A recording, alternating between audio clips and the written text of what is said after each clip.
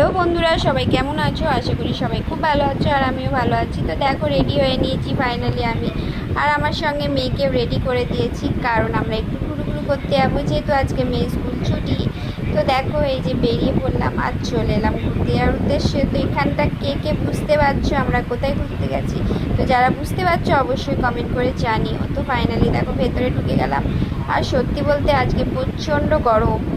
গরমের জন্য না সত্যি কি গরম লাগছিল, কষ্ট হচ্ছিল, তা কিন্তু ঘুরতে যেতে বেশ ভালোই লাগে। তো দেখো ফাইনালি আমরা চলে এসেছি পাঁশকুড়া বিদ্যাসাগর পার্কে। তো আমি এটা প্রথমবার গেছি, এর আগে আমি যাইনি। তো বেশ ভালোই লাগলো, খারাপ লাগেনি। এই যে আমার মেয়ে তো পাম্পিং দেখে আগেই বলে আমি মা উঠবো। তো আগেই সে উঠে পড়েছে, জাম্পিং নিয়ে দেখো দেখছো কি মজা করছে। আমরা পাপড়ি চাট নিয়ে আমাদের এত ঝাল লেগেছে গাইস, জল শেষ। পাপড়ি চাটের চাটে এত ঝাল লেগেছে, নাক দিয়ে চোখ দিয়ে আর চারিপাশটা না সন্ধে হয়ে যেতে খুব সুন্দর লাগছিল, যেহেতু লাইটিং দিয়েছিল। তো সময় থাকতে মাঝে মাঝে সন্তানকে নিয়ে ঘুরতে যাওয়া খুবই দরকার। তো যেহেতু সন্ধে হয়ে গেছিলো তাই বাড়ি যাওয়ার জন্য বেরিয়ে পড়লাম। কেমন লাগলো অবশ্যই জানিও। টাটা।